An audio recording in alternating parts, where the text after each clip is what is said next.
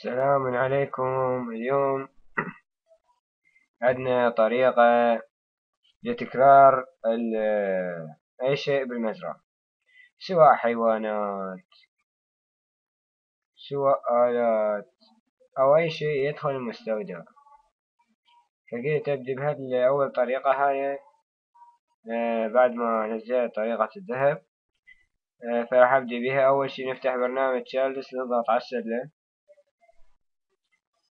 ونرجع للمزرعة، نشوف شنو عندنا نريد نكرره. مثلا أنا أريد أكرر البقرة مزينة. اوكي، الحين هم نضغط على السلم، نروح للمزرعة. طبعا من المستودع الحين نروح نطلع الشيء اللي نريده، نطلعه بأي مكان بالمزرعة.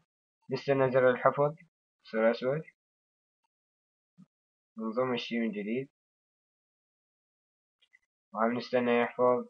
ونروح للبرنامج تشارلز، نلقى رابطين اثنيناتهم. نعمل ريبيت ادفانسز 10,000 أو 100,000 عادي على 100، ونستنى البرنامج يعد.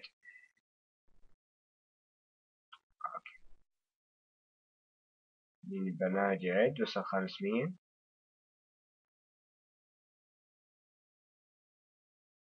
طبعا تقدرون تحفظون الفايل هذا مالت المزرعة، عم تكررون العملية مرة ثانية.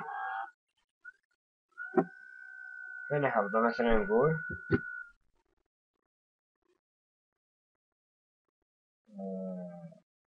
محاصيل. مشكلة نقول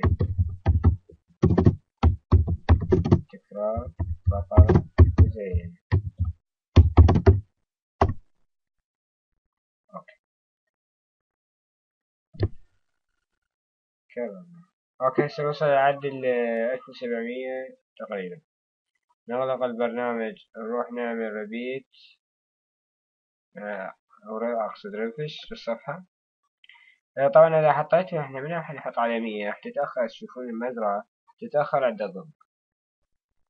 كل ما زاد الرقم كل ما المزرعة تتعطل، حتى ما تطلع بسرعة، تأخر.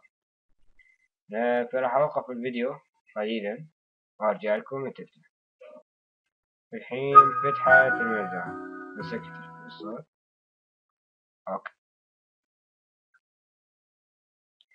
الحين نشوف هسه البقرة خارج أو بالمستودع. عندنا لقينا الحين 14 من البقرة. شوفوا،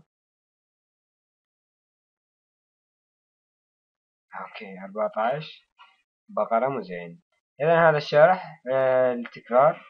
وشكرا على متابعتكم. كان معكم أحمد فريد هتلر. أشوفكم في فيديوهات أخرى.